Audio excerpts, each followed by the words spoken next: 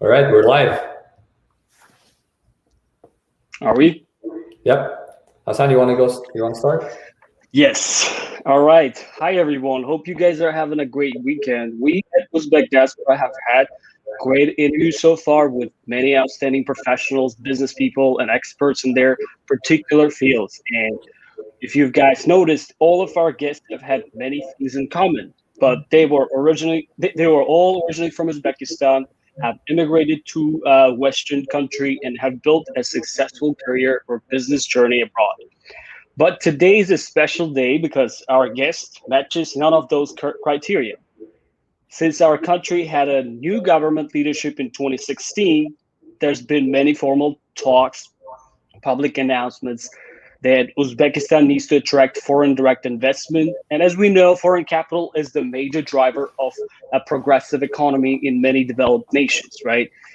We can see many examples of fast emerging economies in South Pacific Asia, Brazil, Eastern Europe, but we're not quite clear if any foreign business ventures have taken an actual interest in supporting and investing in local businesses in Uzbekistan.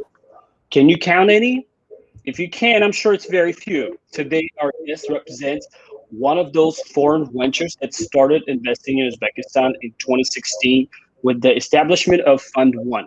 Uh, Robin Butler, welcome to our interview series. And please introduce yourself to our audience and where you come from, what you currently do. Robin, I think you're on a mute and your camera is off, but whenever you are ready, please feel free to introduce yourself. Yeah, technical difficulties, we apologize.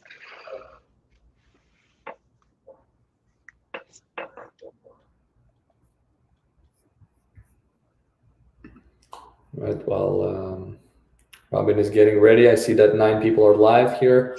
Thank you, everybody. Just to give you a heads up, you guys can drop your questions in the comments, and we will be addressing them right after the interview. And I think, Robin is having a little bit of technical difficulties, but we will be resolving that shortly. For those who just joined on Clubhouse and Facebook and YouTube, Robin is the investment director at Sturgeon Capital, which is one of the few funds that invests in Central Asia and also obviously in Uzbekistan in particular. And we're doing an interview series with Robin today. It's the first interview that we're doing with somebody who's not originally from Uzbekistan, but is very much involved with Uzbekistan. Robin has had not many, but a few investments in companies in Uzbekistan, including Avzon Apteka and some others. And Sturgeon Capital, as I know, invests mostly in technology. So if you guys are in technology business and technology startup, this is a perfect opportunity to chime in and get to ask questions directly from Robin. And I think Khasan is talking to Robin right now. Is everything all right on his end? I'm trying to communicate with him. I'm sure he's having a problem with connection because my messages are not being sent. Hopefully he'll be in touch. All right, yeah, I think we will. But while we're waiting, feel free to think about some questions for Robin, drop them in the comments, and we will be addressing them during our interview, more towards the end of it. So, yep, I see that. Yes. We have your twin on Clubhouse joining us as well, and a few other people. Welcome. This is not a typical Clubhouse session. It's just going to be myself with the microphone, but I am doing live broadcast pretty much from a video session that we're having with Robin. So yeah. Yes, if anybody's driving on the road or something, you can't really watch it. You can go ahead and listen to it on our Clubhouse. Yep. Oh, here we go. Robin, you're back. All right, he's back. There we go. I'm back. Sorry about that. The joys of working online and also dialing in from somewhere that isn't exactly the mainstream part of the UK. So hopefully you can hear me now. Okay. Yes. Awesome. Yes. So we wanted you to introduce yourself to our audience. We can talk about where you come from, what you currently do, and stuff like that. Sure. No, look, first of all, thank you so much for having me on this. I appreciate that I'm the first non-Uzbek that you're having appearing in this interview series. And so it's an honor to be that person. My name is Robin Butler. I'm an investment director and head of impact at Sturgeon Capital. I'm calling you today from the UK. Normally, I'll be visiting Uzbekistan about a week a month, but obviously, given everything that's going on at the moment, have been stuck in UK for the past 12 months. At Sturgeon Capital, we're a frontier markets venture capital firm, investing in technology and technology-enabled businesses that are solving the key issues that individuals and consumers face in their day-to-day lives. And we have an active fund at the moment, which is investing in Central Asia, and more specifically in Uzbekistan. That's a very brief introduction. I won't sort of go on for too long. I leave you guys to ask some more questions. Absolutely, yeah. And we would like to know your educational background, what school you attended, and how your education led to where you are at the moment. You can talk about a little, briefly. Go ahead, Robin. Yeah, sure. So I guess there's not necessarily an obvious link between what I studied at university and kind of where I've ended up now. So I studied Arabic and Middle Eastern history at Exeter University in the UK. Now, it's kind of maybe not the typical degree to end up in venture capital, but it was a degree I did because I still do find the Middle East and essentially anywhere that isn't Europe fascinating.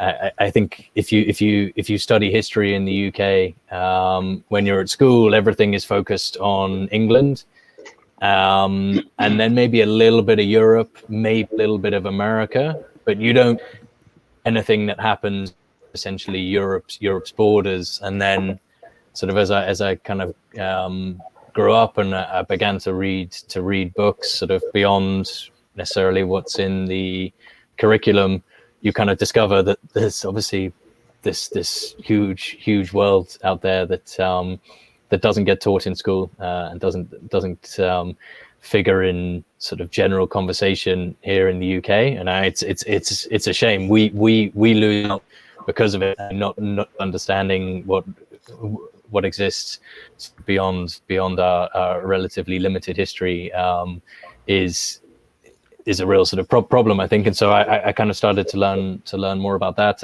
I lived in Jordan for 3 months after I left school and before I went to university, and started learning and got to university and really sort of focused on the Middle East. Carried on my Arabic. Sadly, my Arabic is we'll call it dormant. So please, no one test me on it. So just carried on the Arabic and studying Middle Eastern history with a particular focus on 20th century geopolitical and economic history. And that's what I did for 3 years in the UK. And then when I left university, I went to live in Iran for 9 months.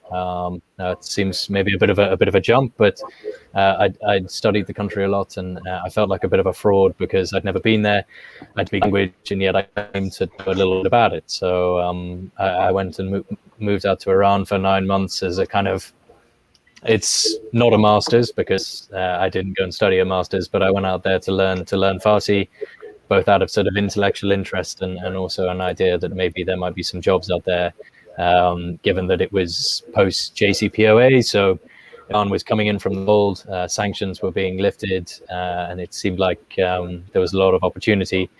Now, obviously, we won't get into politics too much, but Trump was elected, and Iran sort of has gone onto the back burner a bit. But that's kind of how I ended up from an education background and standpoint where I am now.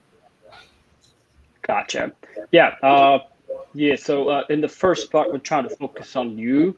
That's why I know there's a lot of interesting stuff that we want to talk about, but let's finish up what you currently stand for at the moment. So you're responsible for data processes and frameworks, right? At Sturgeon Capital. Could you tell us more about what you do on a daily basis, what your responsibilities, what tasks you perform?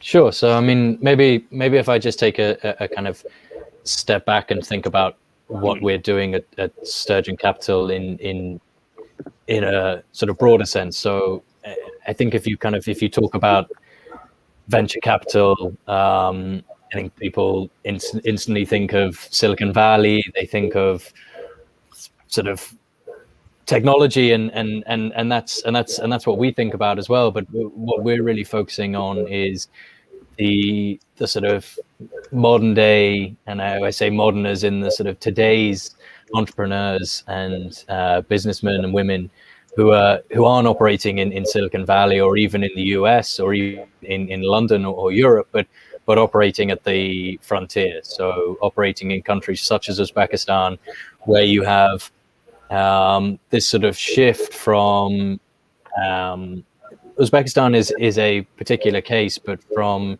sort of historic analog economies with everything being done on paper and Excel to a digital economy.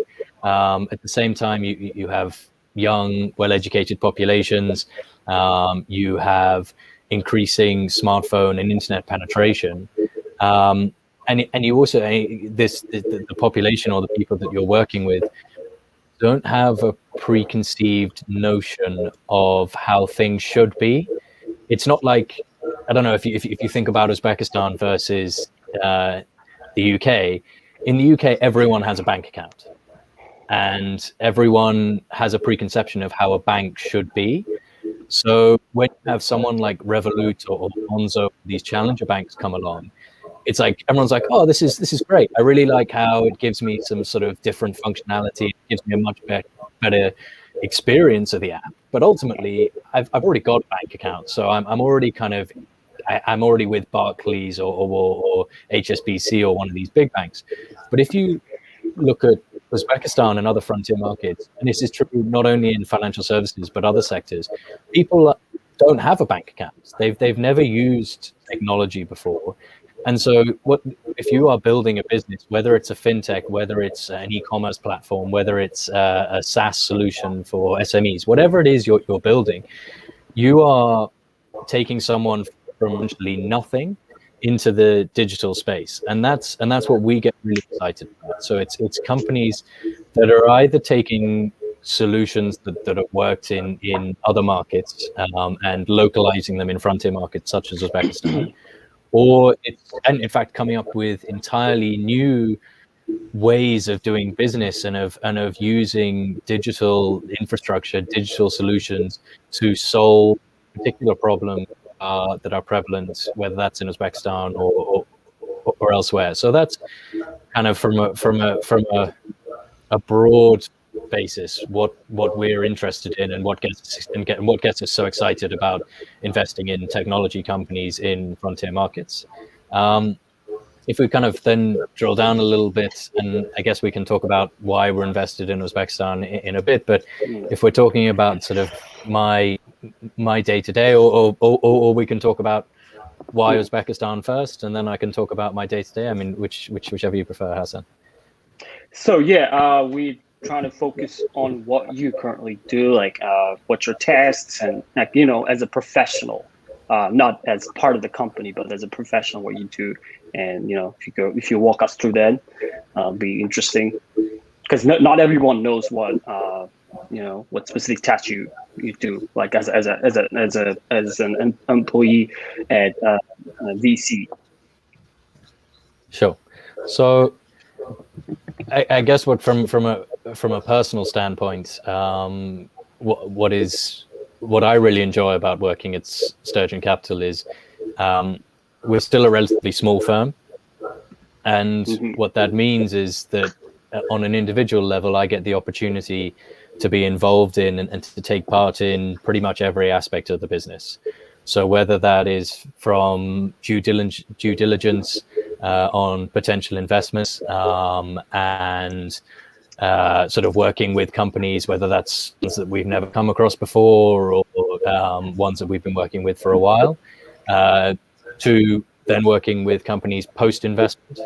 And that's kind of where I was sort of talking about the kind of frameworks and this sort of thing, the data gathering that we do with our portfolio companies, but then also being involved speaking to investors, particularly given my responsibility for the impact side of what we do. So maybe just to briefly touch on that, Sturgeon Capital as a firm has dual targets for our current fund. So we're both targeting a financial return for our investors, but we're also looking to generate a positive impact. So it's this kind of idea of profit with a purpose. We aren't just looking to go into Uzbekistan, try and make as much money as we can, and then get out in 5 years, 10 years time, and everyone will be happy, and we go and buy our super yachts, and we don't care about Uzbekistan.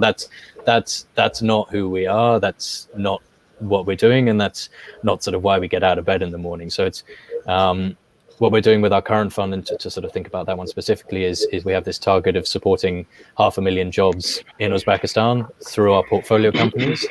Now it's a pretty ambitious target, but and we can talk more about that in a bit. But for me, kind of a lot of the day-to-day work is working with our portfolio companies to build the frameworks and the necessary sort of infrastructure on their side to gather the data that we need as investors. And I think that's something that's key for us. Ultimately, the founder of a business has an inherent advantage over us as external investors, because he obviously knows every aspect of his business or her business incredibly well. They've built it from nothing or whatever point to where it is today. Whereas we're coming in usually at a point where the business is up and running, it's already in existence, it's got clients, it's got revenue, it's got costs, it's got all of those things, and trying to understand what makes that business work. And I guess that's quite a large part of what I'm doing on a day-to-day basis is working with companies to gather both the quantitative and qualitative data we need to form an opinion on that company as an investment opportunity. So quantitatively, it's understanding operating and financial metrics. So whether that's looking at the sort of customer side, or whether it's looking at revenues, costs, customer acquisition, a whole range of different metrics, different for every company we work with. But then also on the qualitative side, I mean, really trying to get an understanding of who the founder is, who the team is around him or her, kind of what is the opportunity set that they're targeting. And this has probably been one of the most difficult things with COVID, is there's only so much you can do over Zoom. And I'm sure you found the same, is like someone who you haven't met in person. I mean, particularly for us, where we're looking to allocate quite a significant amount of capital to these businesses, is you want to have a kind of, it goes beyond just what you and I can sort of talk about over Zoom or over some sort of video conferencing and over emails. So that's probably actually been one of the big challenges from COVID of actually kind of building up that relationship with the founders and the team of companies that we're looking to invest in. So I think I've sort of answered your question. I mean, given we're a small firm, there's kind of involved in everything that we're doing, but hopefully given us a kind of what we're actually sort of focused on. Absolutely. Yeah, that's very interesting. And I'm sure that, pandemic time really changed the way you guys work, the way you guys operate, the whole dynamics of the business that you guys are doing, right? And how did you join Sturgeon Capital? How did it happen? Did you help the founders build the company from scratch, or you joined the company later on? How did it happen? So Sturgeon Capital was founded, 15 years ago. by a gentleman called Clemente Capello, and he founded it with this idea of looking at Central Asia and the Caucasus, which at that point you were kind of in the commodity super cycle. It was Kazakhstan and these countries were doing phenomenally well, and bringing a sort of Western institutional class of, or sort of quality of investment manager to the region. So it was at that point it was still quite difficult for investors to get this sort of to invest through structures that they could recognize, and with a manager. So we're regulated by the Financial Conduct Authority in the UK. We have all the necessary licenses, the sort of compliance that an institutional international investor wants before they start investing with a fund and trying to get exposure to a region. So Sturgeon was founded 15-16 years ago by Clemente, and for the first sort of 10 years or so, the focus was predominantly on public markets, and that was in Kazakhstan, Georgia, Azerbaijan, these sorts of countries. And what then happened about 5 years ago, so that the now CEO Kian Zandier joined the firm with a view to shifting away from public markets towards more private equity, as this is where we really saw the opportunity to kind of where real value was being created. So kind of if you look at a lot of the listed public companies in Central Asia, a lot of them are commodities or financial services. A lot of them are still sort of semi or partly state controlled, state owned. And so it's kind of difficult for investors to really get excited about that. Whereas if you look on the private side, that's where you get some really fascinating businesses, incredible opportunities, and we think perhaps the most talented individuals. So Sturgeon as a firm started sort of making that transition about 5 years ago. So returning the money on the public side, and starting to raise money on the private side. And as I mentioned, so I lived in Iran for 9 months, from September 2016 till June 2017. And when I got back from Iran, I was kind of hunting around for a job, and I'll confess that I'd never thought about working in finance. I'd studied history and Arabic. I was a sort of quasi-linguist, very interested in this part of the world. I'd traveled in Central Asia, and I'll tell you about that if you want. But so I knew quite a bit about it, but I didn't have any sort of financial background. But for whatever reason, kind of Sturgeon and the company, Sturgeon Capital, I met with them, and they thought that I had some sort of ability. And at the time, we were working in Iran, so the fact I spoke Farsi was pretty useful for that. And so that's how I originally joined the firm. And I spent about a year working for Sturgeon Capital, which is kind of a separate but related company that works in Iran, doing sort of trade and M&A and corporate advisory, particularly for international companies looking to enter Iran. However, after about a year, it just became basically impossible to do business there because of sort of increased pressure from the US. And so I switched from working for Arjun to working full time for Sturgeon, and that was still at the time sort of helping a bit with the public markets, but it was also, so that would have been what it was, sort of mid 2018, and that was about a year after Uzbekistan had really started its process. And I mean, given the fact we'd been operating in Central Asia for a long time, we knew Uzbekistan well. We'd had small investments there. We've had investments there for nearly 9 years on a small scale.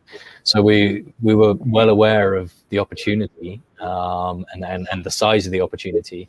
So when we saw the reforms and how those were turning out, of really shifting our focus and thinking, Uzbekistan fits the mold of what sort of country and the dynamics that we as a firm want to target, and we sort of been over those a little bit. The kind of that dynamic shift, digitalization of the economy, sort of moving from, particularly in Uzbekistan, a kind of state managed economy to a more private free market economy.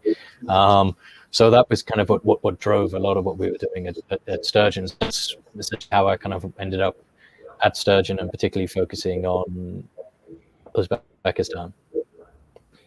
Mm-hmm. Awesome. It's interesting because you originally come from like a very Western culture, from from the UK, right? And what got you interested in learning completely different cultures and their languages, like Arabic, and you went to Iran, right? Like, how this transition happened and what got you interested in that? That's a really good question, and I feel like I've been interested in it for so long that I can't remember a time that I wasn't interested in it. But I think it was kind of, so what was it? The Arab Spring in kind of, 2011, 12. At that point, I was just kind of finishing school, sort of high school equivalent kind of thing, and I just remember reading about it, and it's just not something I'd ever really come across. And I just remember thinking, like, wow, this is fascinating, and not just on a kind of political level, but the kind of culture and society. And I still feel like I know very little, and there's so much more that I can learn. So I kind of got interested in that. And as I said, I lived in Jordan for 3 months, and that was the most incredible experience. I learned a huge amount. It really kind of opened my eyes to a lot of different things. And then after I'd lived in Jordan, a friend of mine had sent me a message around sort of Christmas, and a lot of people from the UK kind of after school go traveling in Southeast Asia. And he'd gone straight to university. I'd taken a year off, and he sent me a message saying, why don't we go traveling? Should we go to Southeast Asia? And I was like, yeah, it's kind of what everyone does. Like, let's do something a bit different. And I'd actually just been reading a book by someone called Colin Croubron. He's a travel writer who's traveled a lot through Central Asia. He traveled from China all the way through Kyrgyzstan, Uzbekistan, Kazakhstan, through Iran, then into Turkey, and kind of onto Europe. And I loved the book. I thought it was kind of fascinating, sort of part history book, part kind of travel book. And so I said to my friend, I was like, why don't we go to Uzbekistan? And this was in 2013. So a very different Uzbekistan to Uzbekistan today. Like, I was fascinating. I kind of get onto it, but so we kind of booked this trip. We spent 2 weeks in Tajikistan, hiking through the Fan Mountains in the west of the country, on our own. It was fantastic how we didn't get lost or kind of fall down a valley and just end up being eaten by wolves. I have no idea. We were completely incompetent, but we made it. And then we went into Uzbekistan. And this was kind of the point where I remember we stayed at a hostel, and we were talking to the guy, and it was when you kind of took your $100 to the bazaar and you got your bag of cash, and it was like a carrier bag, because the largest note, it was like 3,500 sum to the dollar, and the largest note was 1,000 sum. So you literally got your bag of cash, and like this for us coming from England was like, whoa, what kind of completely blew our mind. And I remember a guy in the hostel telling us that he'd bought a car and it had taken him 8 hours to count the cash out. And again, this was just like completely blew our minds. And then actually, so this was the first time I went to Uzbekistan, so 2013, and we'd been there about a week and a half. And I got quite sick. I actually ended up spending 5 days in hospital in Samarkand. So my first experience of Uzbekistan was an interesting one. I had an amazing doctor. He didn't speak any English, but he saved my life, and it was all quite strange. And then I ended up working in the hospital, having gone to university, lived in Iran, joined for the Iran stuff, and suddenly Sturgeon were like, "Oh, we're going to go and start doing stuff in Uzbekistan." And having had the sort of slightly strange experience, I remember telling my parents that I was going to be traveling out to Uzbekistan, And I just remember them saying, I was like, of all the countries in the world, how have you ended up going there? This is sort of so strange. But I was always so excited to go back. So that's, I guess, kind of where I got bitten by the bug of kind of just spending time in Central Asia, whether that's Uzbekistan, Tajikistan, Kazakhstan, or the Middle East. I love being there. I feel more alive when I'm there. That's phenomenal. I feel like a lot of foreigners have the same strange experience with the cash, especially. Thank God we have a little bigger currency right now with the but yeah, it used to be quite strange seeing people carrying them. Yeah, it's interesting to hear from someone like you, Right. Yeah. So we're almost done with this introduction part. We'd like to know a little more about your past experience. I can see, looking at your profile, that you worked at Sturgeon Capital, and your role was like mergers and acquisition analyst. That's something that I personally like to know about. It's an interesting field to get into. So if you can give more details on that, we appreciate it. Sure. So Sturgeon Capital is a sort of M&A trade and corporate advisory boutique with a particular focus on the sort of Middle East and Central Asia.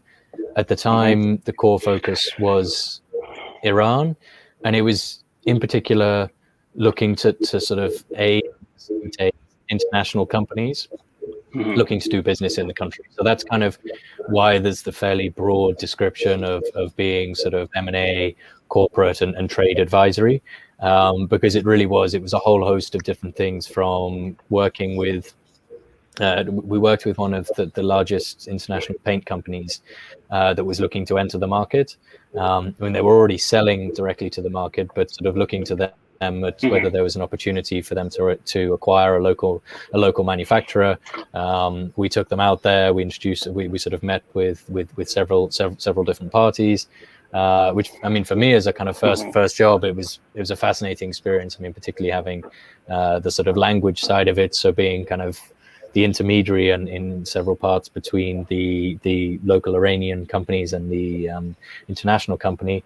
It was also kind of trade advisory. So obviously Iran is a huge market, 80 million people. So a lot of sort of consumer and manufacturing businesses looking to operate there. So attempting to kind of facilitate, whether it was finding them local partners, being their local partner, being their representative office, kind of looking, I mean, particularly because a lot of them didn't want to go sort of all out and go sort of fully into the country. So sort of helping them take those first baby steps, helping them kind of get over the initial kind of shock of doing business in Iran, which for a kind of European company that hasn't been there before was I think was quite a strange experience for them. So that was the kind of core focus there. It was a fascinating 12 months or so that I spent there. A very interesting sort of period in Iran's history as well. Gotcha. Awesome. Let's also talk about your qualifications. I can see you have PRI, CFA level 3, and level 3 in Islamic finance, which is very interesting, and also Bachelor's of Arts in Arabic and Middle Eastern history. If you could walk us through that. Yeah, sure. So I guess kind of we sort of touched a little bit on my degree and kind of what I focused on there. Yeah. Again, as I said, when I finished that, I didn't really have any expectation that I would end up working in the world of finance. To be honest, I didn't really understand how any of it worked. I applied while I was at university. I applied for a Goldman Sachs sort of summer internship, sort of 8-week internship, and the feedback I got was like, oh yeah, like we really liked you, but you just didn't really seem to know anything about finance. So we didn't think that you would necessarily be that interested in it. Fortunately, that was a long time ago now. So things have changed quite a bit. But No, so when I joined Sturgeon, obviously without having not had a financial background, and I didn't work with I didn't sort of like, no one in my family had worked in finance, so I didn't have that kind of direct experience. The Sturgeon Capital, sort of since I've joined, have been paying for and sort of supporting me to the CFA exams, which I don't know if any of you have looked at them or sat any of them, but they're a fair amount of work, particularly as you have a lot of stuff to cover, but you also have your day job, which it isn't like you're sort of at university and have got all the time in the world. It's a pretty serious time commitment, but I'm actually at the moment sort of working my way through level 3, which hopefully, assuming the UK isn't back in some sort of lockdown again, I will sit at the end of May, and then all being well, we'll have the CFA qualification come the summer. And then the kind of the other ones you touched on, so the Islamic finance one, I mean, given the fact that we're operating in Central Asia and kind of Middle East, that sort of bracket, obviously, and having an understanding of Islamic finance is very useful in our both for the companies we look at directly, but also trying to understand what the opportunity set and what is relevant, because what's relevant in the UK is not necessarily, is probably unlikely to be relevant in Uzbekistan or elsewhere. So that was a kind of both out of intellectual interest, because I find that Islam is a sort of general thing, and we don't need to get into it, but I find it fascinating and have for a while.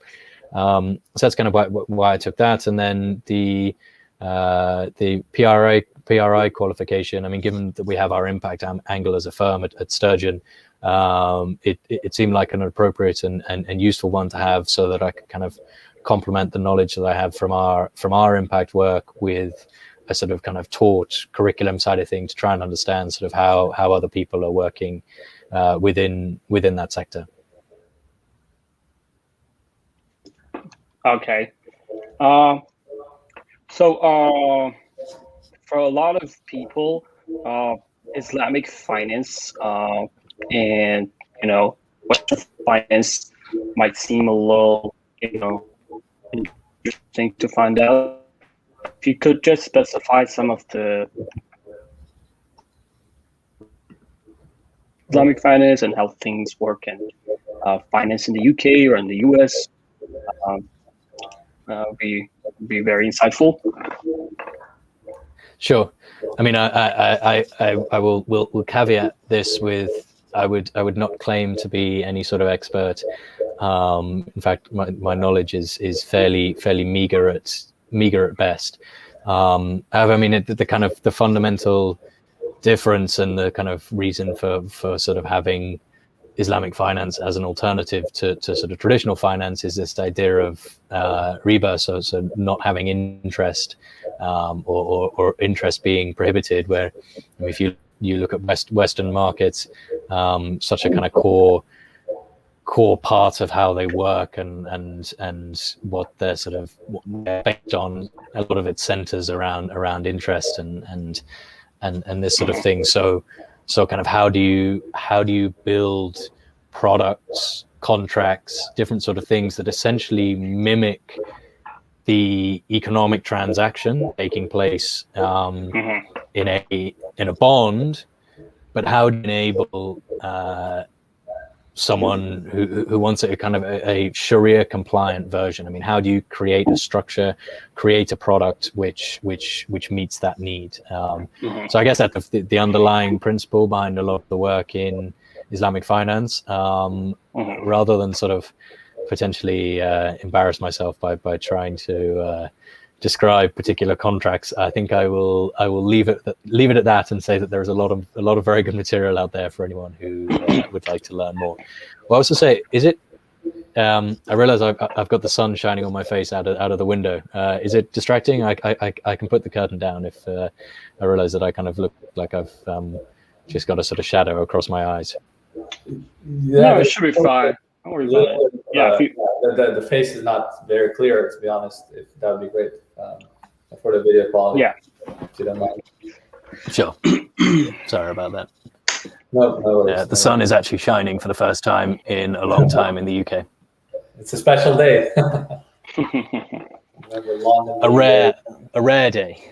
A rare day, yeah. Rare right. day, yeah.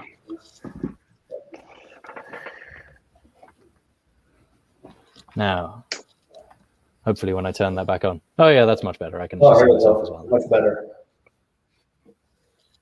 All right, great. Thank you.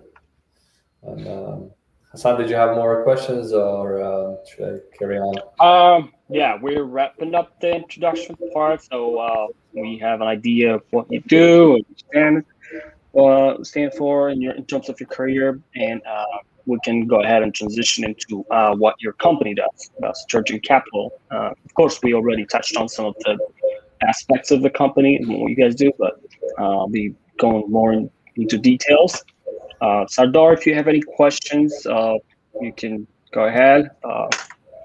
Yeah, I have a lot of questions piled up. Yeah, I was very curious about your experience in Uzbekistan. You said you first came in 2013, is that right? Yeah. Okay. Yeah. Last time I was in Uzbekistan was 2017. I also went back for half a year. It was very pleasant to see all the changes happening with a lot of people wanting to invest and new startups popping up here and there. And I read a little bit about your experience investing in some of the companies.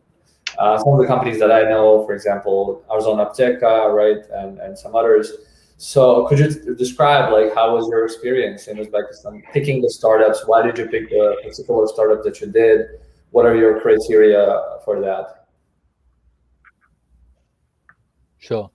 I mean, if we kind of think maybe about the kind of why Uzbekistan for us. I mean, as you pointed out, we're a London-based firm. We're maybe not an obvious candidate for someone to be investing in Uzbekistan and in sort of early stage tech businesses. But if we think about sort of Uzbekistan pre whatever it was, December 2016, it was essentially impossible to allocate meaningful capital to the country because of capital and currency controls. I mean, there were other issues, but those were the sort of fundamental problems.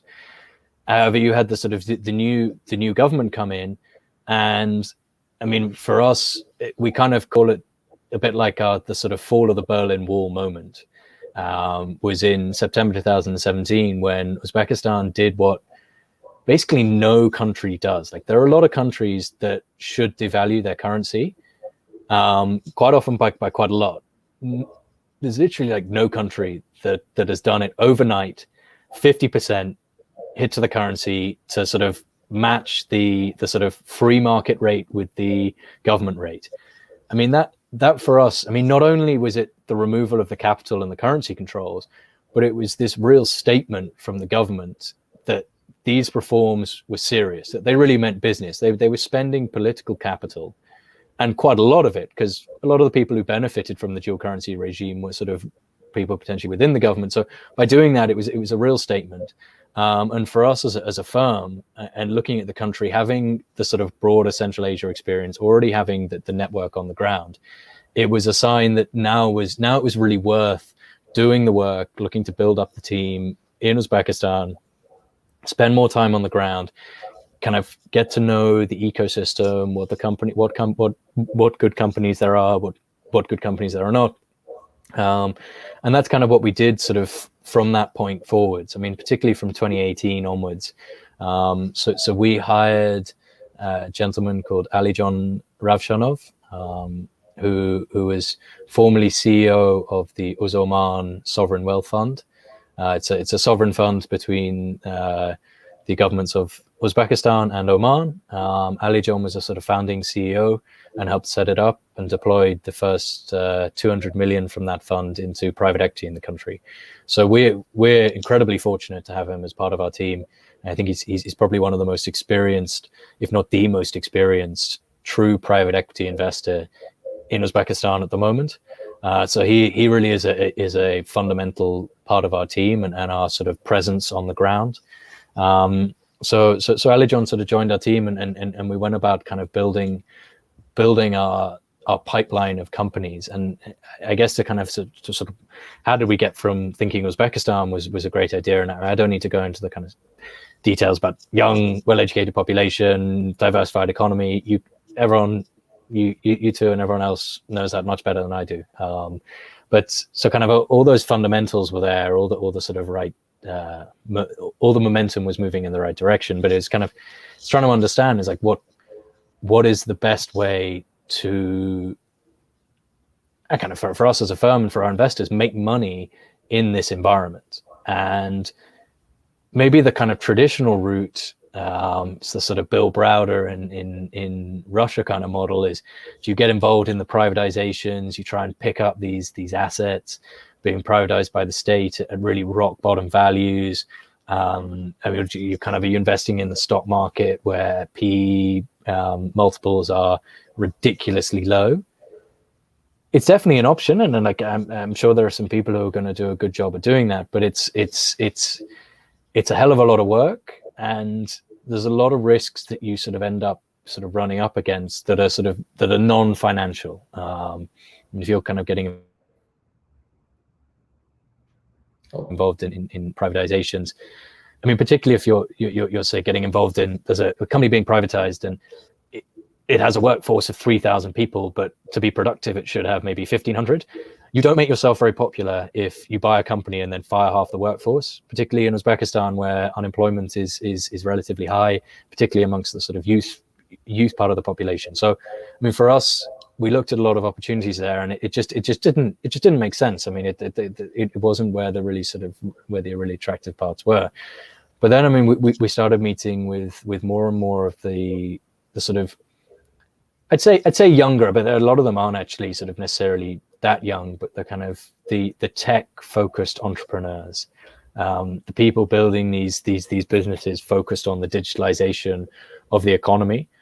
And that's the kind of the real economy. So people focused on SME software, marketplaces, sort of B2C, B2B, these sorts of solutions that were really solving fundamental issues within how the Uzbek economy was working beforehand, and the reason it was working that way is it was essentially cut off from international practice. I mean, you didn't have international operators solutions being brought into the country. So what it's created is actually potentially quite a unique environment where it's possible for local entrepreneurs to really build their own businesses, and particularly in the tech space. I mean, for us, it's we think it's the most exciting, and it's also you have a real kind of tailwind globally anyway in terms of digitalization, particularly in Uzbekistan, given the low base you're coming from.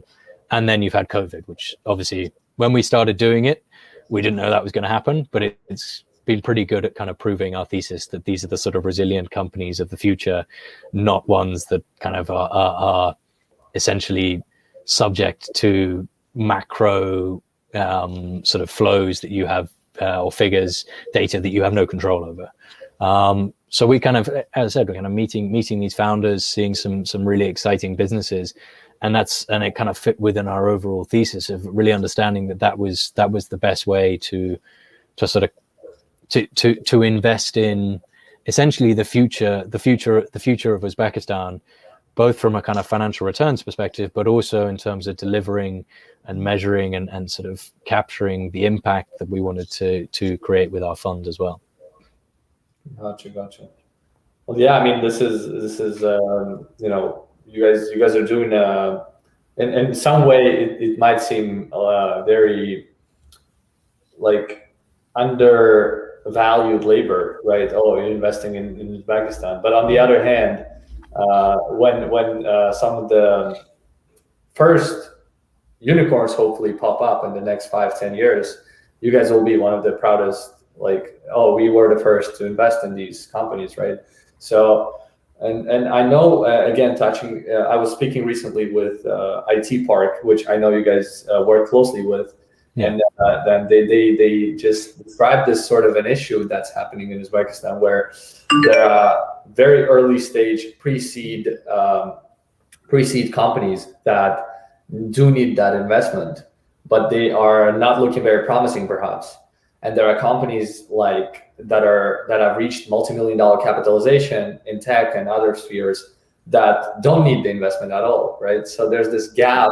There's this gap of those who really need that investment but don't have any underlying business that has proven their success, and there are successful companies that don't need the capital. And I guess you guys were struggling a little bit, perhaps, like wanting to invest in those companies, but they don't need the investment. But these guys who want it, you're not confident in that. So how are you tackling or finding that middle where there are companies that want the capital and are the right fit for you guys? And what are those companies? Yeah, I mean, it's a fantastic point. I mean, it's like if you kind of think about who is investing private capital in Uzbekistan, or who is investing international capital into Uzbekistan at the moment, you have some corporate investment, but I mean, that tends to be sort of strategic partnerships in a particular industry for a particular project. But generally, it's international financial institutions such as the EBRD, the IFC, ADB, all these sorts of guys. And they come in, they write huge checks, they deliver fantastic projects, but they're not looking at these sort of smaller, particularly tech companies. Like it's just not their mandate. It's not how they work. It's not sort of within their remit. So you have these, like you said, I mean, I think you have that whole range from kind of pre-seed, even up to like Series B. I mean, if they were elsewhere, they'd probably be on like a Series B, C, whatever stage. But a lot of these guys have got to that point, founders, and they've never raised capital. Bootstrap. Yeah, I mean, it's for us, it makes these businesses much more attractive to invest in, because it's not like you're investing in Silicon Valley and someone who's had an idea and basically wants to burn like $10 million before they're even going to generate any revenue.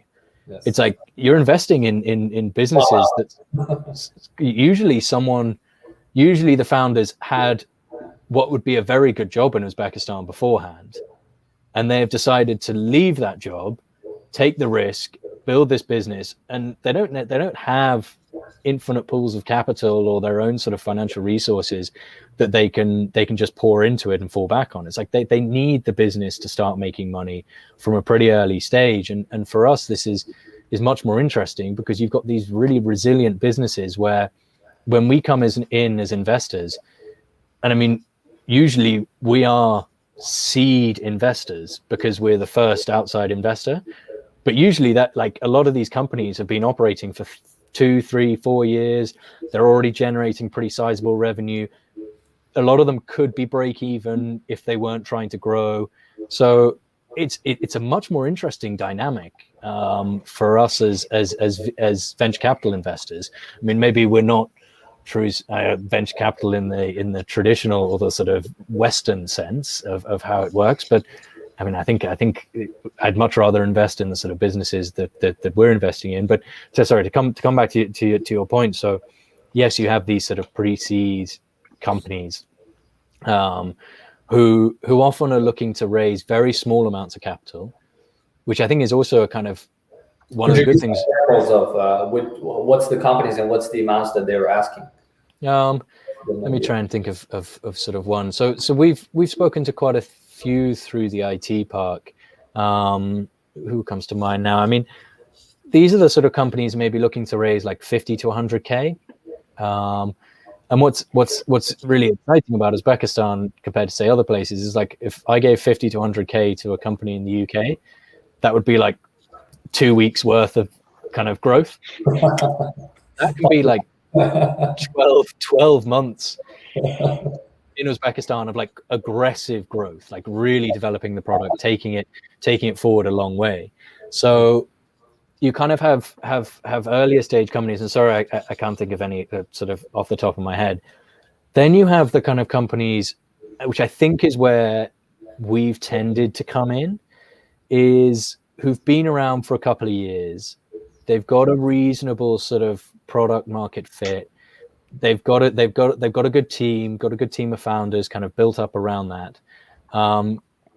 Like I said, usually in a position where if if they didn't grow, if they didn't try and grow, they could be break even. But obviously there's the opportunity that, I mean, they've captured a fraction of the opportunity already. So that they're really looking, trying to grow.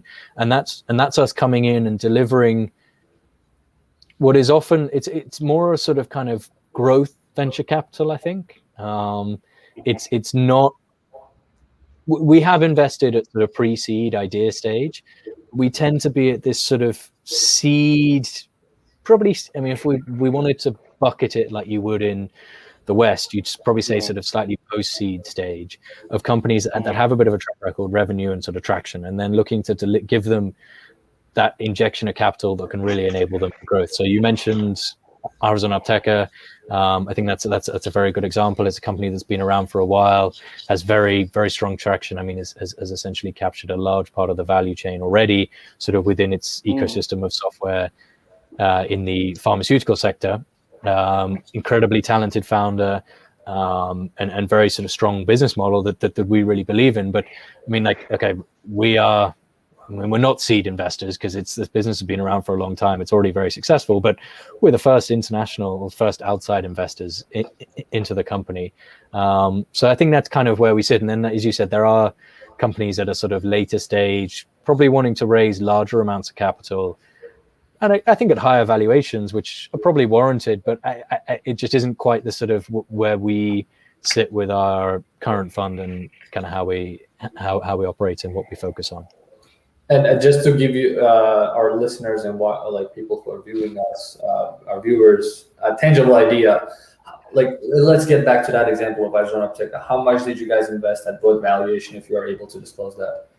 Sure. No, of course I can. So we've invested $1 million at a $9 million pre-money valuation. As I said, look, it's a super business. The opportunity set is clear. I mean, you look at the pharmaceutical sector in Uzbekistan on its own is a multi-billion-dollar industry, and I guess that's kind of what makes it really interesting for us. And I think it's an example of what we look for, and it also kind of shows what is often the issue with some of these earlier stage companies, ideas sort of maybe that come out of the IT park is like, you start speaking to them, you're like, oh, that sounds like a really cool idea. I like you as a founder, but it's like the sector you're targeting is like 200 to 500 million, which isn't small. Like I'm not saying that's a small amount of money, but given that we're investing international capital, I mean, we have a pretty high return target. We have to be thinking about how we're going to be exiting these businesses. It's like, even if you capture that the entire value chain of that sector you're focusing on, you're still going to be pretty small. Whereas you look at Arzon Apteka and you're like, okay, you've got a multi-billion-dollar industry that you're targeting. This can be a really sizable business. It has a clear potential to be sizable and to be an attractive investment opportunity for other people down the line. And that's kind of something that is, it's obviously it's 5 to so many years down the line for us, but it's something we're thinking about before we're even investing. Is it like how are we going to exit this in the end? Because as much as maybe we'd like to partner and stay with these companies forever, our fund has a fixed life, and so ultimately there needs to be a buyer at some point. So it's a great point you brought up with the exit strategy. I'd be very curious to know, as a tech entrepreneur myself, what is your typical exit strategy? How long down the road you look into? And again, just to give a clear, real example, we can go back to the example that we already touched on with those.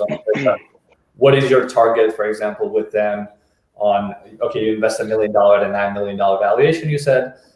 What is your target in terms of timeline and the amount of money that you want to exit with? Sure. So on a kind of general level, as a fund, we're targeting sort of 5x multiple on investor capital over the lifetime of the fund. So that's the kind of benchmark that we use when we're looking at companies. And the way we've kind of constructed that is, if you look at it sort of private equity, venture capital, sort of upper quartile returns in Europe and the US, it's around 30%. And then you look at kind of roughly what the premium is between sort of emerging frontier markets and more developed markets, it's about 10%. So we're saying our kind of minimum threshold is 40%. So that's our sort of target rate of return. It works out about 5x over the lifetime of the fund. And then when we're actually looking at investments, the discount rate we use, I mean, it's incredibly aggressive, but I think it's sort of appropriate when you factor in the sort of stage of companies we're looking at, and the fact is Uzbekistan is we're using about a 50% discount factor in our models. So it's very aggressive, but it's early stage companies. It's Uzbekistan. I mean, I think the risks are pretty high. So that's kind of how we're framing it from a return perspective. And then that kind of guides how we're making our investments, the valuations that we're looking for at an early stage. And I mean, this is a kind of a general point. Sorry, I will come on to answer your question. I realize I'm sort of dancing around saying other things, but is the point we always try and get across to founders and companies when we're investing in them is you've really got to think about not only what stage is your business at now, but where is it going to be in a year's time? Where is it likely to be in a couple of years' time? You're raising money now. What money are you going to have to raise in 12 months, in 24 months? Okay, kind of try and get that sort of timeline, and then think about it. It's like, okay, so we're looking to invest. Maybe it's 200K, maybe it's $1 million now. Where like it varies. The kind of we've invested from 200K up to 7 million. I mean, there's a real range. A sweet spot sort of 1 to 2 million. But say we're investing 200K in a business now. It doesn't make sense to do that at an incredibly or at a relatively high valuation, because if we're doing that at that valuation, what we're basically saying is that company has to achieve incredibly aggressive growth over the next 12 to 18 months before it raises capital again. If it fails to do that, we're either going to have to invest, like massively dilute the founders at a similar valuation, or even do a down round, because the business won't be in a position to justify the valuation. So a lot of our conversations with founders, and we appreciate, I mean, a lot of them, pretty much all of them haven't raised outside external capital before, is trying to sort of strike that balance between, I mean, we don't want to dilute founders away, but we also want to be in a position where the valuation we invest in today makes sense relative to the business, and is also relative to where the business is going to be in a few years' time. So that's a kind of maybe a more general point. But if we're thinking about exits, so it varies. If I speak about another one of our portfolio companies, a company called Zoodmall, it's a cross-border e-commerce, B2C e-commerce platform. I don't know if you've heard of it. Are they in Uzbekistan?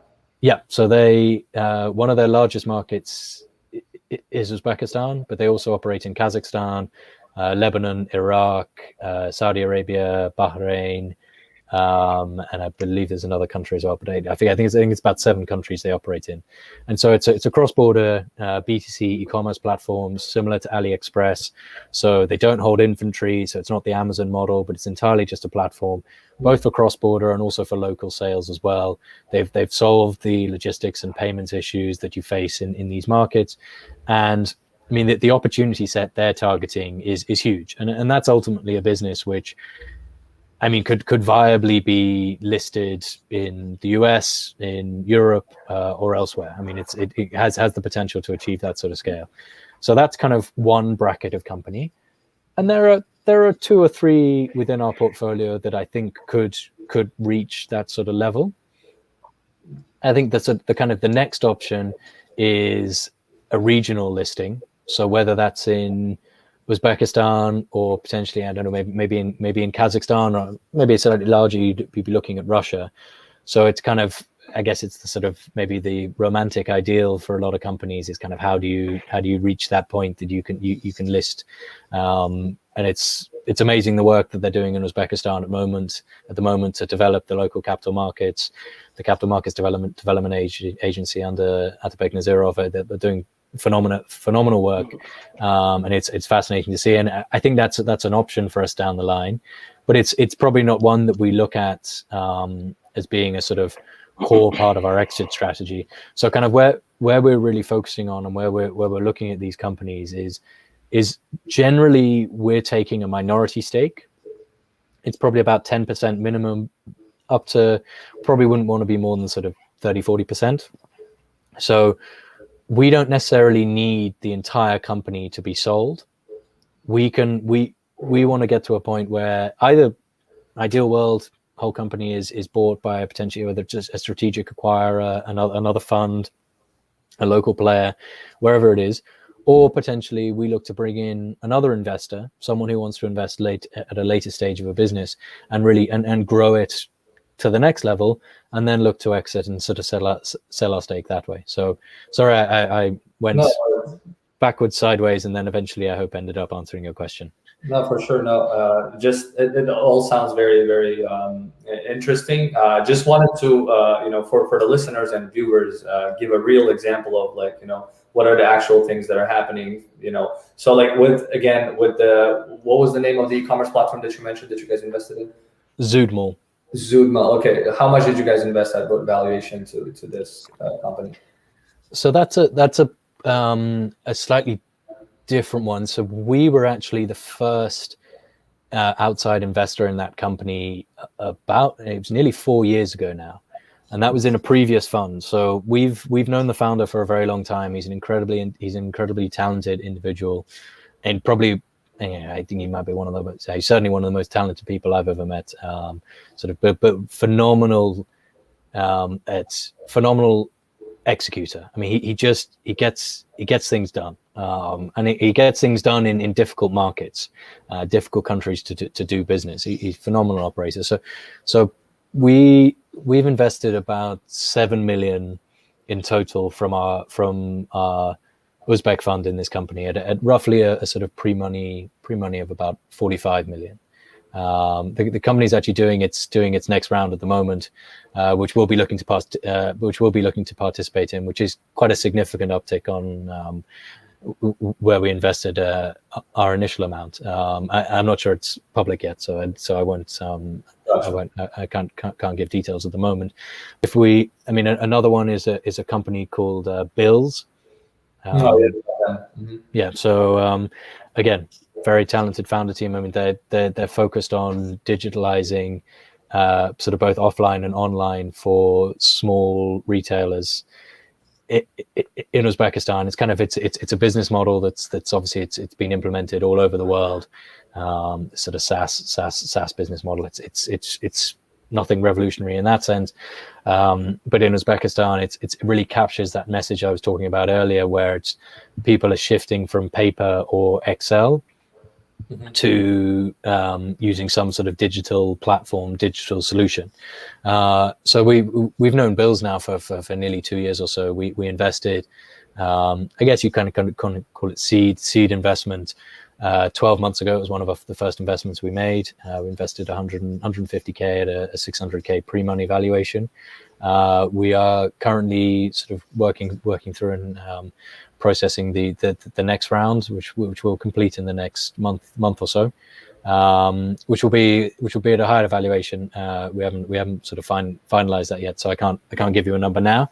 But I think that's a sort of a pretty good example of kind of the opportunity we're looking for. Again, the kind of the size of the opportunity is very large. The sort of the number of small retailers. I mean, if you look at SMEs in Uzbekistan, they support, I think it's 80% of employment and generate something like 50 to 60% of GDP. So it's a very large opportunity. It's a very clear opportunity. And so from a kind of financial return perspective, we can really see that. But also from an impact perspective, when we're looking to support jobs, if you've got 80% of people employed within the SME sector, it's probably the obvious place for us to be focusing to maximize our impact as well. For sure, that's amazing that you guys are able to find these rare companies, I would say, right, in Uzbekistan, but also support them, and that there's a collaboration that's happening. But just to maybe it's out of focus, but I know a lot of people listening right now are very interested in investments. How about we do this little bit of, instead of a question, a little bit of exercise, where we pretend that I am pitching you a company and you as an investor would evaluate the company. And I'm just going to make it up right now on the spot. Sure. Of course. All right. So let's say I want to create a fintech company that is going to let, since we are in Uzbek diaspora, something that perhaps could be one day an actual company, but just came to my mind.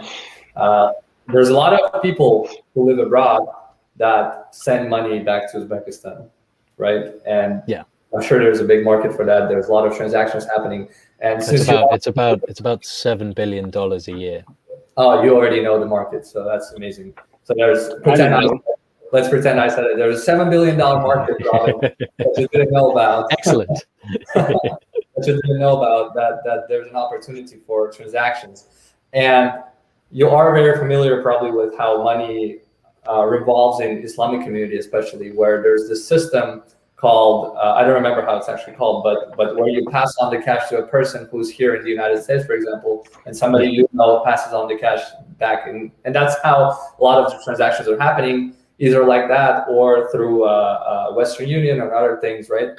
So what if there was an app similar to, let's say, PayMe, that lets you send money, or like Venmo, back to Uzbekistan from abroad? And we are raising, for the seed stage, $100,000 at $1 million valuation. Okay. I guess kind of the first point to start is kind of, I would want to understand, I mean, what is really the value that you're creating? I guess you've touched on how people do it already. So kind of understanding what are the inefficiencies and the problems with the existing model,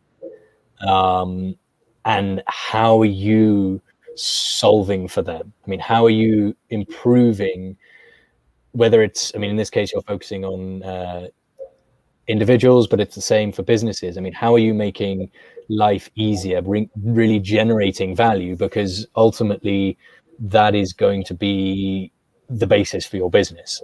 That's going to be how you generate revenue. That's going to be how you acquire customers. That's going to be everything for you. So really trying to understand what it is that you're bringing that is different, and that is really benefiting people. I guess kind of what you touched on, and what we then look at is the fact that there are already people doing similar sort of products. So I mean, every now and again we come across a company that is doing something truly unique, but that's kind of rare. Like generally there's some sort of comparable. It may be that it doesn't exist in Uzbekistan yet, but I know there are different apps that you can use to send money back to Uzbekistan. I mean, some is it Kiwi sort of focus particularly on sort of Russia, or what helps particularly with Russia to Uzbekistan. So kind of, if there is competition, how are you different? What competitive advantage have you got? And if you've got one, how are you going to keep it? I guess kind of, if you've hit on a brilliant idea, there's probably other people thinking about doing the same thing. So how are you going to use it in the first place and then defend it in the long run? Correct. Yeah. Great question. So the problem that we're solving here is that there is an underlooked market of microtransactions that may vary anywhere from $50 to $500 or $1,000, let's say under $1,000, where people send like quick money. And for those occasions, it's really hard to find to match with somebody who sends that kind of amount of money, because usually transactions goes in thousands of dollars where people send aids. And I'm talking perhaps particularly for American market. Let's try to focus on American market, American to Uzbekistan. So the US to Uzbekistan type of transactions, right? And that's where we can start with. And the competitive advantage again is that it's convenient. It's on the phone. It's similar to Venmo and PayMe that exists out there. I personally don't have this solution. The reason I probably came up with this problem is because I do send large amounts of money through networks, but when I do need to send lower amounts of money, that's usually the hardest thing to find on the market, to find a match, because we do have even like group chats, believe it or not, where you can just send a request saying, hey, I need to send $2,000 to Uzbekistan or $5,000 to Uzbekistan. Somebody needs to send it from back there. But for the smaller transactions, there is this market probably that is underlooked. So that's the differentiation, I would say. Okay. I mean, I guess I clearly there's an opportunity there. And although maybe traditionally people might have said, oh, it's only small transactions, but these small transactions add up, and that's actually, I mean, clearly bringing real value. But I guess what's the challenge is building It's kind of, how difficult is it to build that sort of app? I mean, what do you need in terms of integrations with different banks, with different financial sort of payments processes, these sorts of things? If it's easy, relatively easy for you to get those integrations and to build your app, that makes me kind of nervous. It's like, okay, you've had the idea, but there's probably other people who've had that idea. If it's easy, relatively easy to do, I'm sure it's hard. I'm sure there are. I heard the story of Click where they struggled a lot with the banks, and like currency conversion, particularly, I'm sure is going to be very probably the hardest part, where you need to convert that dollar amount into soms, and that's another problem that it could be solving. That we could be sending directly into soms, right? So banking fintech is a very, very difficult field, and let's pretend we solved that problem. We have a very unique problem solved. Okay, so that makes it more interesting. Yeah, that for me would make it more interesting. Now, it kind of the next questions would be, I mean, you said kind of seed stage, but sort of trying to understand. I mean, if you have clients already, how did you acquire them? If you don't have any clients, how are you going to acquire them? Ideally, I'd like to see, okay, maybe you've done like 2 months. Say you've done 2 months, so you've got a little bit of a sense of how you acquire clients, what your sort of customer acquisition cost is as well, because that's, I mean, kind of depending what stage we're at is, but like if we're putting 100K in, where's it going to get you to? Is that going to get you to 1,000 clients, 10,000 clients, 100,000 clients, like users? Like, who are your users? How are you going to acquire them? What's it going to cost you to acquire them? And I guess kind of maybe something we see often is like you ask someone that and they go, "Oh, we're going to use social media," and you're like, "Okay, like maybe that's going to get you your first hundreds, thousands, but you're going to need a bit more than that. Like in the long run, like what is your strategy? I mean." Part of it would be, I mean, for this sort of product, there would be a network effect that if you were really providing a valuable service and I mean, if you're on these WhatsApp groups and you're saying, oh, hang on, I've got this new app, it enables me to do it quickly, easily, and cheaply, that's probably going to convert everyone on that WhatsApp group, or probably going to convert all their friends. So like, kind of, I suppose your target market is maybe accessible in that way, but trying to understand sort of how you're going to acquire clients and what it's going to cost as well.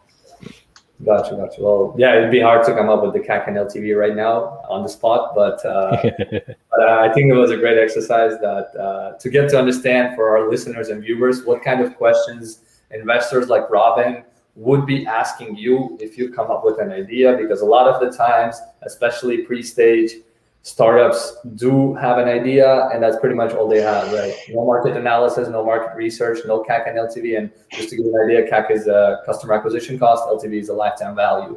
So your customer acquisition cost may be $5, but if you count that your lifetime value of the customer is $15, so that's a 3 times return on your investment, right? So that's what the investors usually ask. And thank you, Robin, for this type of questions to get to understand what you guys usually ask. Yeah, and I guess kind of maybe some of the questions I was asking are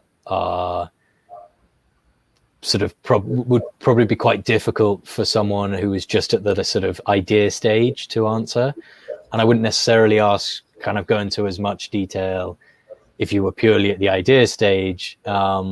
That's a lot of those questions that probably become more relevant if you've got customers and traction and that sort of thing, and there's more tangible data to really track. But I mean, it kind of touches on a point that I meant to mention earlier, but what I think part of the challenge in Uzbekistan, and you asked this, is like for these seed stage idea companies, where do they get financing? Now, if you look at other markets, and like it's true in the West to any other country, is you generally have a pool of angel investors who are providing that sort of real seed idea stage capital. And what usually is the case is that those angel investors are entrepreneurs themselves who've built their business, exited it, made their millions, tens of millions, hundreds of millions, whatever it is.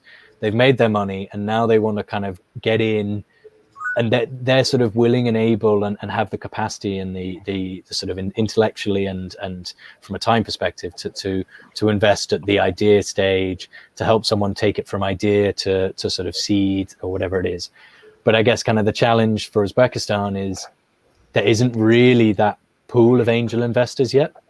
There aren't really those individuals who can write 10, 20, 50K checks, which can be sort of used by these idea stage companies, which, I mean, maybe I'd juxtapose it with Kazakhstan, which, I mean, compared to international standards is still pretty early stage, but compared to Uzbekistan, you have a pool of angel investors. There's maybe a dozen, 20, maybe a few more. Kind of it's adding every year, who are willing and able to write 10, 20, 50, 100K checks for idea stage businesses. And we're kind of seeing it, like we've been looking more actively at Kazakhstan recently. We've just made an investment there as well. And there are certain people who tend to crop up on the cap table of a lot of companies we look at. And these are those sort of angel investors. So I think kind of what Uzbekistan needs, and it will come with time.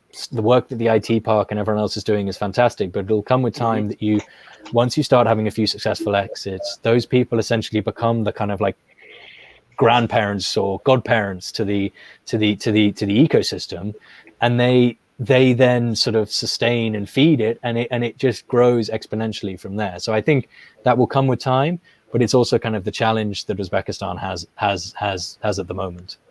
Correct. Yeah. The same question was asked from my partner, Bobir Khasan, who was asked about like, hey, who's going to be the angel investors? There are no angel investors in Uzbekistan. And he said, well, those guys who have the exits in the future will become those angel investors and will lead the way for others to become a little more courageous in investing in those startups. So it's a matter of time until we have some successful exits that are going to convert into those founders into angel investors, because that's usually what happens, right? Awesome. I think it's time we can take some questions from the audience, and I will just heads up, we'll have to leave in 8 minutes. I have another call, but Khasan, you're welcome to carry on the questions. I think give the mic to you now. Feel free to pick some questions from the audience, or you want me to pick, or you can ask them. Yeah, I just have a few more questions. We've pretty much covered everything from a business perspective, and I'd like to touch on some of the important things that I'd like to get to know. Then I'm sure others would love to get to know. So let's talk about Uzbekistan's economic market. From a perspective of a foreign investment firm, what do you think of the current Uzbek economy, where it's headed, and how is the market performing so far? And if you have any feedbacks, you can go ahead and provide us. Sure. So I mean, if we can touch. Sorry, I was getting a bit of feedback there. No, so if you look at Uzbekistan, I mean, obviously last year is an anomaly globally, but Uzbekistan is one of the few countries in the world that didn't go into a recession. Still managed to achieve very small but positive growth. Is forecast to bounce back very quickly this year. It's forecast sort of 5-6% GDP growth this year.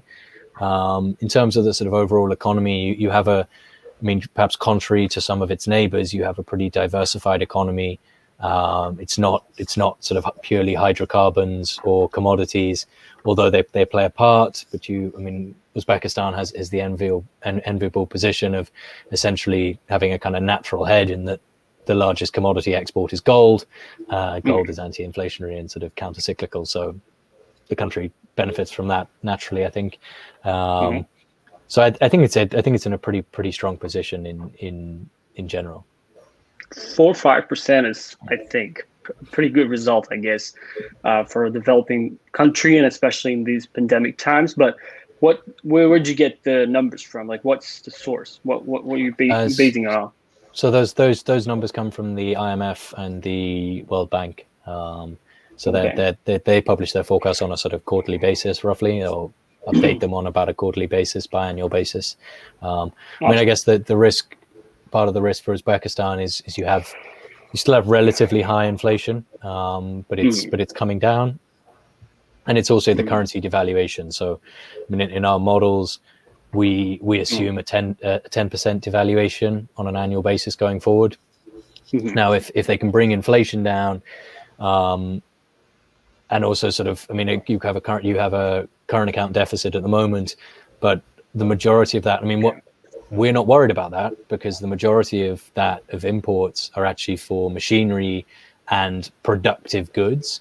It's not it's not sort of consumer goods or this sort of thing. The majority of it's productive machinery, replacement sort of parts and this sort of thing. So I think what you're seeing is post sort of liberalization of the economy, people investing in capital to enable them to increase production. And I think you'll see, with a bit of a lag, that really exports and the sort of general productive capacity on the domestic level will increase quite significantly over the next few years.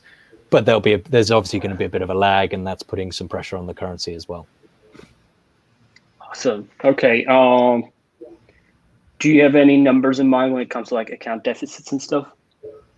I think it was about 4 or 5% of GDP last year, but I can't remember exactly off the top. Okay. Maybe I think it might have been a bit less.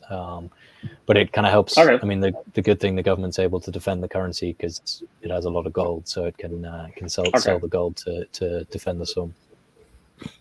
Awesome. All right, and let's make some comparisons. How different are the business climates in Uzbekistan and are maybe one of our main competitor in Central Asia, which is Kazakhstan?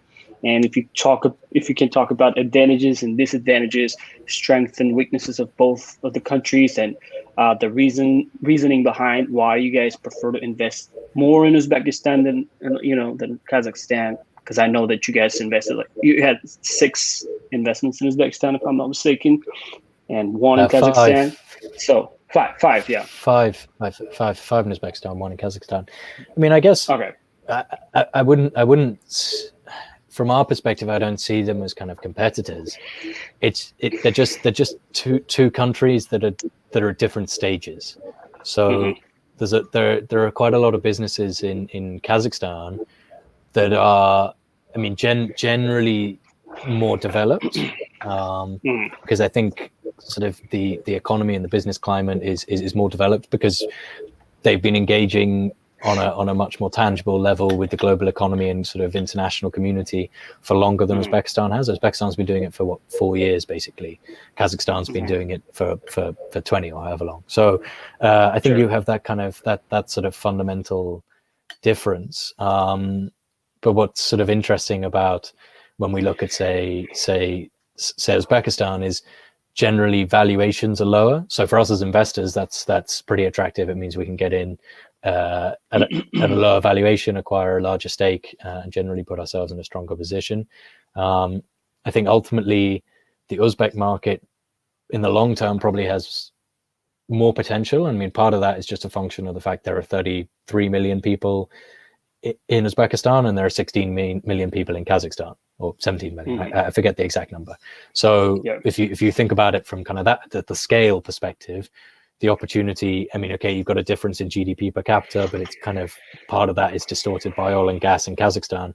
So I think ultimately over time, as Uzbekistan's economy and GDP per capita expands, and given that you have a larger population as well, that there is a greater opportunity in Uzbekistan, I think, in the longer term than there may be areas in Kazakhstan. But then you have some really fantastic businesses coming out of Kazakhstan as well, that are doing very well in Kazakhstan, and then looking to expand regionally, whether that's to sort of Asia or to Russia or Eastern Europe. So I think there's a lot of opportunity in both countries, and we get excited by both. I mean, the majority of our commitments so far have been in Uzbekistan, and I think will continue to be for a while. But no, awesome. I think that'd be the kind of the way I see the two countries and their relationship to each other at the moment.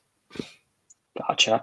And I just want to pause a little bit and give the microphone to Sardar, maybe he's got some final thoughts before he leaves, and I think it's the leave. Yeah, I was just going to say, gentlemen, it was a pleasure speaking with you guys. I think, Khasan, there's a few questions from the audience that you can raise that Yes. we should address, but I have to run to another meeting, unfortunately. Robin, I will be in touch with you again, and it was a pleasure to finally speak to you. And it was a pleasure. It was a pleasure to speak to you too, and thank you again. Thank you so much for having me on as the first international kind of speaker as part of your interview series. It's a real honor. Thank you. Pleasure is ours. Thank you. Yeah. So just a heads up. If you want, we can continue for the next maybe 10 minutes, and we can make a conclusion at the end. But I've got a few more questions that are very interesting. What are your feedbacks and recommendations for the local businesses and also the government agencies to create better businesses and ecosystem in general?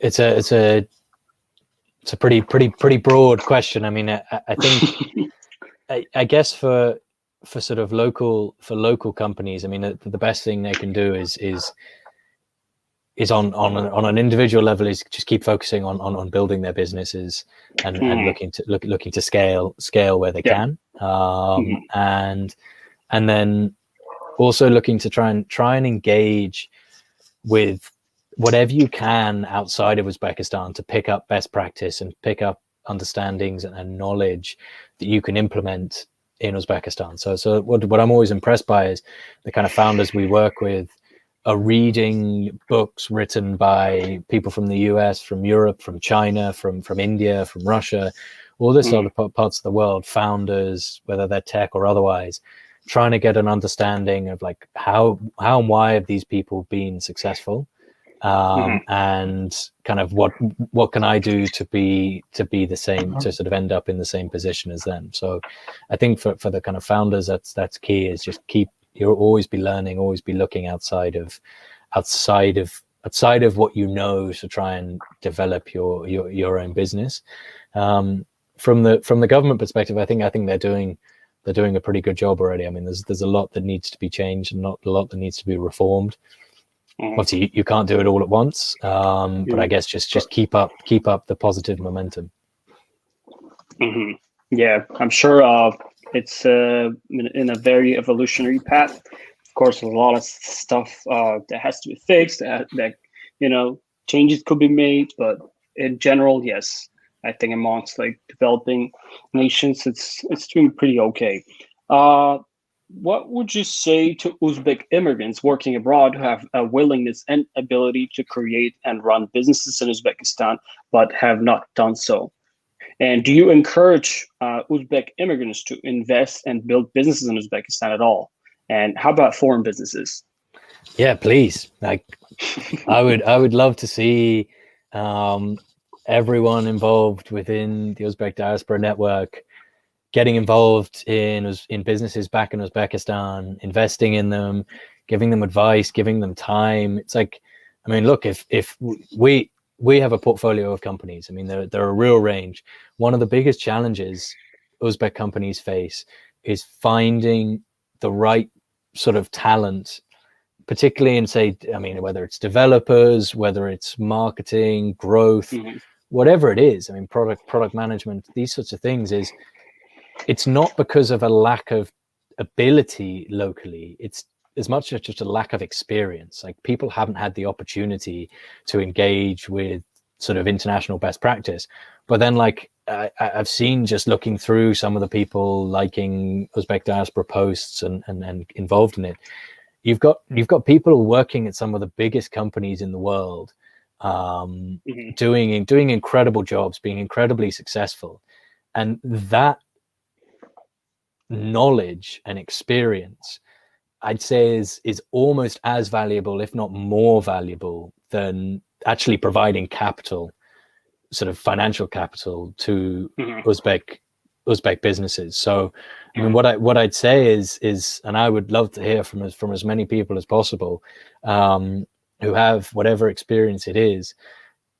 we would love you to get you involved with our portfolio companies, to be able to kind of help them out, to advise them on their strategy, on this sort of thing, to kind of get involved. Like there's some fantastic businesses being run by really talented individuals and entrepreneurs who I'm sure you'd love to work with, and I think we'd love to work with you as well. So I guess that's kind of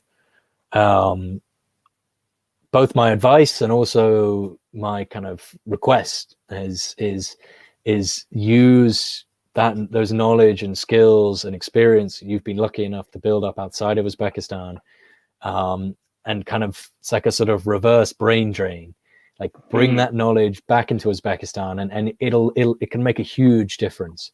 It's like you might think that like in your knowledge and experience in America can take you this far, but in Uzbekistan it can go 10, 100 times further, just given the stage the market is at and kind of what the opportunity sets are. Okay, awesome. Let's see how many questions we've got and pick some good ones.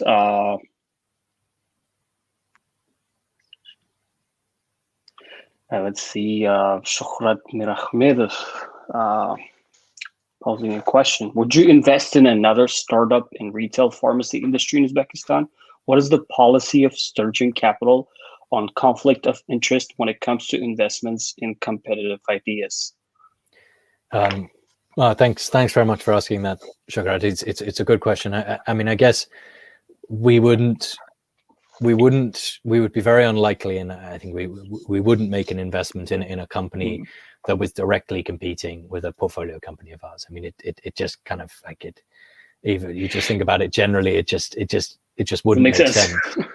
But I mean, I guess it's kind of, you speak about sort of the retail pharmacy industry. I mean, it's a very big industry in Uzbekistan, and there may be other opportunities within that that could be interesting. So I think the sort of general principle is, and what we try and do is, before we make an investment, is to speak to all the different companies operating within that sort of sphere and sector, so that when we commit to one, we feel pretty confident that we're picking the leading one within that sector. And I mean, having made that decision, we'd sort of back that up over time by sticking with that company, rather than, I mean, we just, like you said, it just doesn't make sense to be investing in a direct competitor. Okay, hope that answered Shohrat's question. And let's see. My twin is asking, how did you do research into the market of Uzbekistan? Can you also talk about the recent results of your investments and how lucrative your investments were? I'm sure you've touched on some of the things that he mentions, but if you can give a general idea on how you do research into the market of Uzbekistan, how you built network in Uzbekistan initially, that Sure. That's interesting. Yeah. So thank you very much, Hussein, for asking that. So, I mean, as I mentioned before, so we have our local my local colleague Alijon Raymjonov. Now he is integral and a core part of our sort of local market research and understanding. I mean, he does a phenomenal amount of work and brings a huge amount of experience and knowledge and understanding to our investment process and thesis. Alongside that, I mean, normally we are traveling to Uzbekistan. I would normally be in Uzbekistan about 1 week every month. Now, unfortunately, because of COVID, I haven't been able to get out there for 12 months. But that forms a large part of it, by being on the ground, meeting with government officials, meeting with businessmen, meeting with founders, kind of just constantly developing and touching base with a network in the country. And that's probably the sort of the core way that we do it. And then we have local partners, particular people that we work with who act as sort of eyes and ears on the ground as well. If we kind of move on to the second part of the question, sort of recent results of our investments and sort of how lucrative they've been. So, I mean, we're investing at a very early stage. Our fund has been going for less than a year. So, I mean, we don't have a particular sort of exits within this current fund that we can point to sort of say how well they've done. But if you look on an operational level, Last year was obviously very difficult for everyone, but pretty much all of our portfolio companies perform well. They managed the sort of challenges and risks of COVID pretty well. And then what it's also really kind of reinforced is the sort of tailwind that is behind digitalization in the country, and this kind of shift from offline to online in pretty much every sector, whether it's consumer or businesses. So I think it's been the sort of a very good stress test for our companies, and across the board they've passed it well. Awesome. Okay. Let's see. Okay, some of the final things that we haven't touched on yet, but would love to, which is your website profile says, alongside our investment work, we actively participate in the development of startup ecosystem in Uzbekistan. And it looks like you have supported the Ministry of Investments, Startup Ministry of Investment, the IT Park, and Uzbek Venture Capital Association, among others. And you also have launched a Sturgeon Scholarship program in Uzbekistan. I'm assuming that's for students, right? Yeah. And if you could elaborate on it a little bit, it would be useful. Yeah. So I think we've touched on some of the work that the IT Park are doing, and it's fantastic. I mean, they're really helping develop the ecosystem. As kind of in a similar vein, the Uzbek Venture Capital Association, really trying to sort of develop and be the voice of the venture capital industry in Uzbekistan, with the government sort of trying to improve the sort of the legal system and kind of how it's set up to allow founders to build businesses. So it's, I mean, kind of our work with them is providing support in projects they're working on, sort of engaging with demo days, this sort of thing. I mean, we sponsored a report that the Uzbek Venture Capital Association published on the venture ecosystem in Uzbekistan. So kind of very, very active involvement in that way. And then the scholarship program is something that we're very proud of. We launched it in the summer last year. We currently have two students actively on the program. One is at Westminster International University, and the other is at Inha University. So one is a sort of one's a kind of finance major, and one is a computer science major. And I guess kind of for us, it's kind of about investing back into Uzbekistan and really supporting the country and the development of the ecosystem.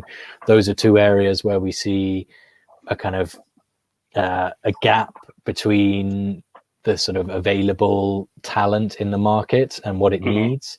So sort of sort of helping support, and the scholarship is for people who would otherwise struggle to sort of afford the university fees. We cover their tuition fee, and then we also provide them opportunities to work within our portfolio companies or within Sturgeon Capital itself. And I guess kind of the hope is that there'll be a point in the future where these people, maybe they'll be founding businesses, maybe they'll be, I don't know what they'll be doing, but kind of really adding and supporting Uzbekistan's sort of future development. Awesome.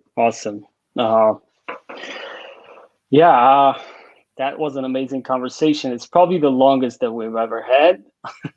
We've touched on a lot. I hope I haven't banged on and bored people too much. If anyone's still listening, well done. You've done very well to make it an hour and 3/4 of me talking. Yeah, well, I mean, in the first place, it was our initiative. We also wanted to, like, this Uzbek Diaspora project is mostly focused on people living abroad, but it's not only, we're not limited to that. We also, like, if I describe the mission that we're that we're on in a nutshell, it's aligning. It's basically like aligning this Uzbek identity to the global market, and we don't care where we're located, where we work and where we live, and it's also very interesting and appealing to many Uzbek immigrants who are working in Western countries, getting experience, and to find out about this foreign investment firms investing and hopefully making profit, and and then knowing what's going on out there, how things are working from a foreign professionals, foreign firms perspective. And I really appreciate your time, and hopefully this network and connection will be ongoing, and I'm hoping that we'll be speaking with you in the future.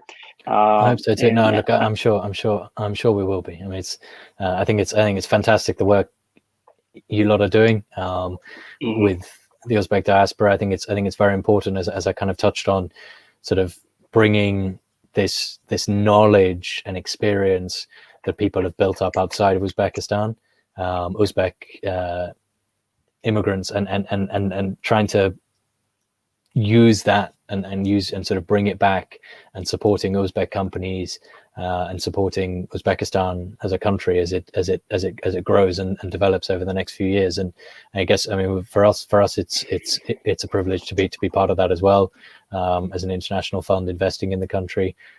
We'd love to work with and to sort of have as many internationally based Uzbeks involved in the work that we're doing and with our portfolio companies as possible. So, like I said, if anyone's interested, get in touch. I accept anyone's request on LinkedIn, and always happy to chat and to see kind of where we could work together. But yeah, and also thank you for having me. This is the first international guest on your interview series. Really appreciate it. Yeah. And I also wanted to give a heads up to our audience who've been watching us. And this is just a live broadcast, but we also will be making some content and posting it on social media. And if they have any questions or concerns in regards to what you guys do, or maybe they have some interest in working together with you guys in some ways, you guys can also reach out to us directly at our emails, and we're available on almost all social media platforms available out there. So yeah, feel free to reach out to us. And thank you so much one more time. We wish Sturgeon Capital and Robin, you as well, a lot of success, and hopefully your company achieves all the goals and even exceeds all these goals that you have planned. And we'll be more than happy to support you guys in whatever project you guys have. Always feel free to reach out to us as well, and appreciate your time. No, look, again, thank you so much for having me on. I really appreciate it, and it's been a pleasure speaking to you today. Thank you.